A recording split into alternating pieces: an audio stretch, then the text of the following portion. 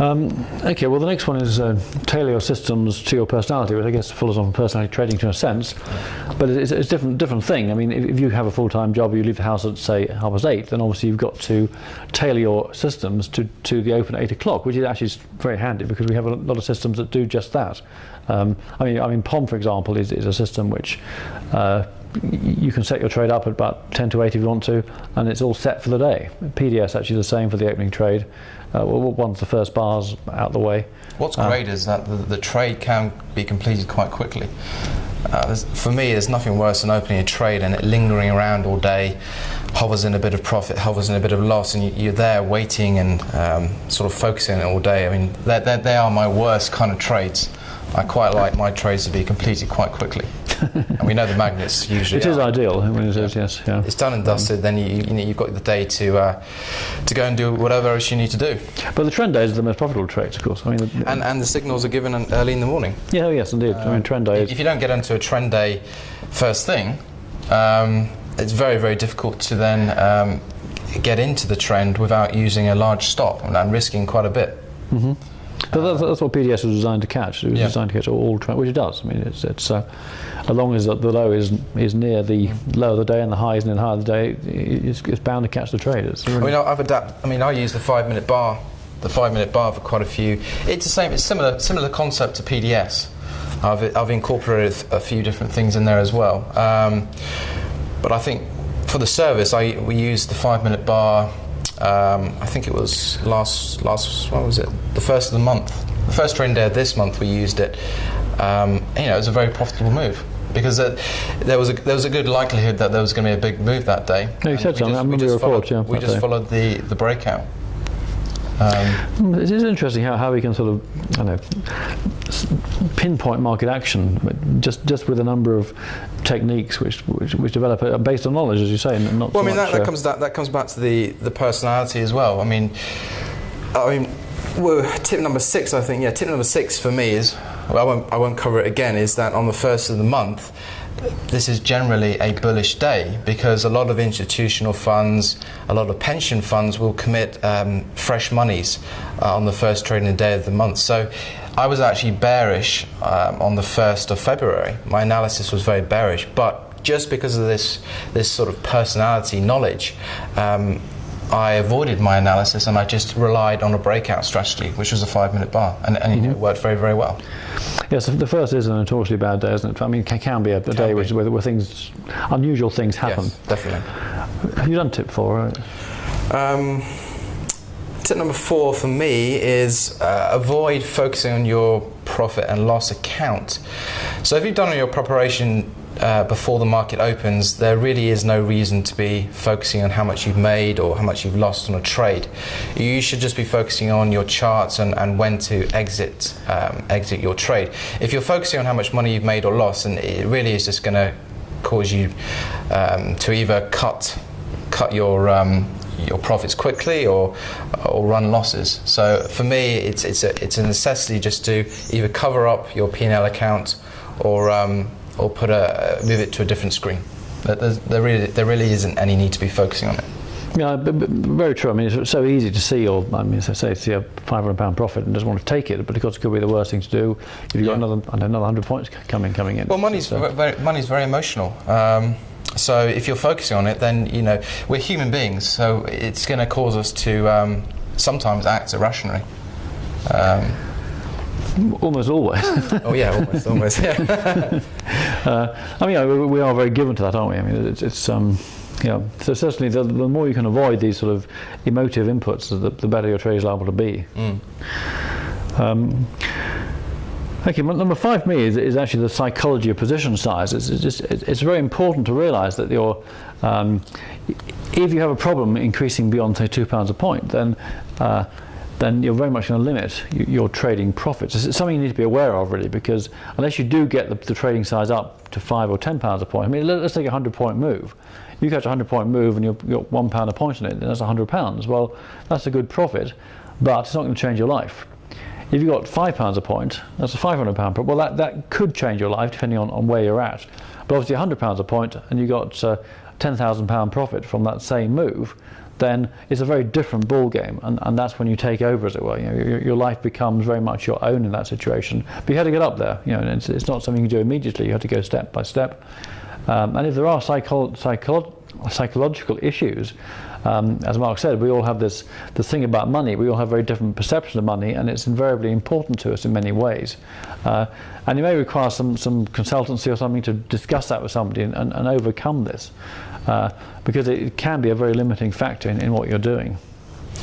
It's certainly, for me, it's taking little steps. When I first started trading, I was on quite low stakes, and I've built it up over the years.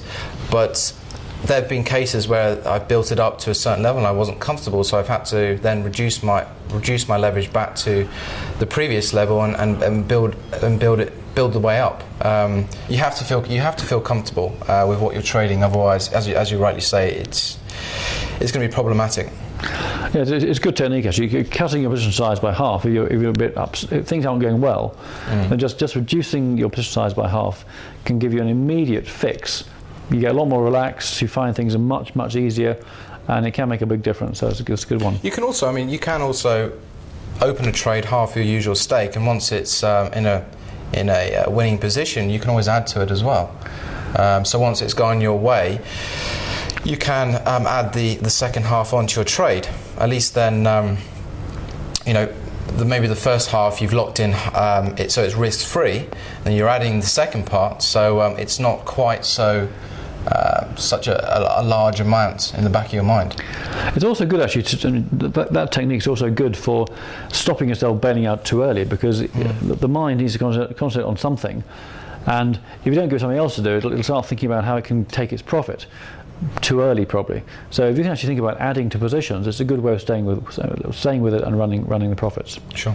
I think you're on 5, Mark? 5 is, for me, is quality and not quantity. As a day trader, there is a huge misconception out there that you have to trade every day, and really this is habit forming. A lot of people get used to placing a trade every day, and if there isn't an opportunity there, or there isn't a clear opportunity there for the trading day, they will feel inclined to place a trade anyway. So big mistake, one to avoid. Certainly as a day trader you don't have to trade every day, and for the FTSE, if you're patient, there's always very clear signals, at least 2 to 3 clear signals which you can home into each week. I can't think much worse actually than taking a trade, a sort of substandard trade, just because you feel you ought to do something. Well, it's habitual. It's like having a cup of coffee every day. You get used to doing it every day, and day trading can become quite addictive. Yes, it's something which you get used to doing every day, and if you don't place a trade, then you feel like something's missing. Yeah, I'm sure I've been there in the past many times. I'm sure you have, John. Yes. Okay. Number 6 is the 3 elements of success. One is your own psychology. You've got to get your mind straight. Second is money management, which is absolutely critical level. You've got to risk only certain amounts of money on your position size. I've discussed this exhaustively elsewhere. I think I want to repeat that. And the third thing is your systems. So you've got the 3 things: your psychology, your money management, and your trading strategy systems. With those 3 things, if they're all in place, then you're going to do fine. Okay. Well, tip number 6 I've already covered, which was the don't be a bear on the first day of the month. Do you want me to do tip number? Oh, you do tip number 6. I've just done 6. I'll do 7. Tip number 7 concerns the process on the road to success, and the 3 elements. Again, it's really important to know where you are in this process, so you can see where you've got to go next. I often think of myself as a living signpost with, go this way, go this way, because in a way that's what we do. We try and guide you along this path to make sure you get to your destination of being a successful trader. And the first phase is where you come to market with rose-tinted spectacles, and you're very much profit orientated. And because you're fixated on profits, you tend to make them because of the law of attraction and beginner's luck. So beginners tend to do quite well. I mean, many binary traders, I find, double their account size in the first few weeks. But the problem is that at that stage you're not aware of the risks, and you're not trading in a risk-averse fashion. So the law of averages catches up with you, and you make a serious loss. Now this is a bit of a shock to the system. You're not prepared for this generally at the time, and you then become loss orientated. which is not a good place to be. You don't tend to lose much money, in fact, in this phase, because you're always throttling your trades, very tight stops, taking any profit you see, to grab it because you're so desperate for any profit. But it's a really bad phase. You're spinning your wheels, really, and it can last quite a long time. You've got to get out of this phase into the risk-reward orientated condition, where you're basically you're aware of risk and reward, and you're orientated on making money because of risk and reward. And it's a very important process, and you've got to understand where you are so you know where to go to next.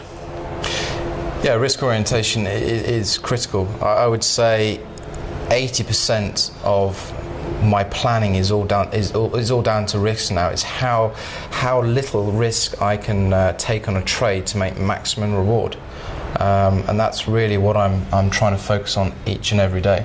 Yeah, it's what it's all about, basically, isn't it? I mean, there's no doubt about it. Yeah, I think certainly my subscribers, they get access to all that. Hopefully I do a good job at sort of mentoring my clients and teaching them the correct way to trade. And certainly if you're short-term trading, it really is a case of keeping the risk minimum to really maximise those rewards. I've certainly got a lot of satisfied clients. I mean, you show me the emails sometimes, and I think they seem very pleased with what they're getting from you. So. Yeah, I mean, they're all happy at the moment. I think one good thing about the service is we've all got a very good relationship, and I communicate quite a lot with the clients, with my clients, and I've built some really good personal relationships there as well. So it's ideal. I mean, it's really good to have a business you enjoy doing, isn't it? I mean, it's rewarding. It's very rewarding in all sorts of senses. Sure. Is it your turn, isn't it? Tip 7, 8. Tip number 7 is perseverance. Fortunes do not come to those who don't wait. What I'm trying to get at here is that when I'm trading in the morning, I do a lot of my trade setups in the morning, and if I'm using a tight stop loss, if I'm clipped out for 5 or 10 points, I might actually have another attempt at entering that trade if the market then confirms what I was looking at in the first place. I would say, well, most definitely, most professionals can take up to 3 to 4 times to actually enter a trade and then lock into some good profits. So don't give up. If you lose a few points, have another go. Certainly taking small losses will strengthen your mind, and it's really just the big losses that you need to avoid in trading. Yes, I mean the early in the profit-oriented phase, we tend to take big losses because we're not keen into risk, and in the loss-oriented phase, we tend to take lots of small profits because we're throttling our trades too much. But yes, I mean, I guess both will be avoided, but the big loss is obviously can be a knockout blow, so it's pretty critical that you do that. Yeah. Okay, my tip 8 was concerning random reinforcement, just to be aware of this nature of the market, whereby you do your trade one day, it makes a profit, same thing next day, and you make a loss. So you get accumulating this random reinforcement, whereby one day the market tells you, yes, that's good, next day it tells you it's bad, and you've got to look at the market or your system over time. It's no good looking at one trade or one individual trade and saying, well, that was a good trade, but that was a bad trade. You've got to see how it performs over a period of time. It's just something to be aware of. So when you do your research, you don't focus just on the last trade, because as human beings we tend to do that. We tend to put more weighting on what happened yesterday than what's happened over the last year, say. And it's very important to it's interesting because I mean, obviously we have Steve Bradley on the team, and he runs the gold service. And he did mention, and I totally agree with it, that once he started to keep a real track of his performance and his track record, it made a huge difference. Because just looking back at how your system's been developing and how it's performed over a long period of time, if you do hit a couple of losses or 3 or 4 losses in a row, then it does give you that reinforcement that you are following a good system and you're just going through a losing streak. Yeah, and not to give up. I mean, it certainly helps. The whole is vital, really vital. Sure.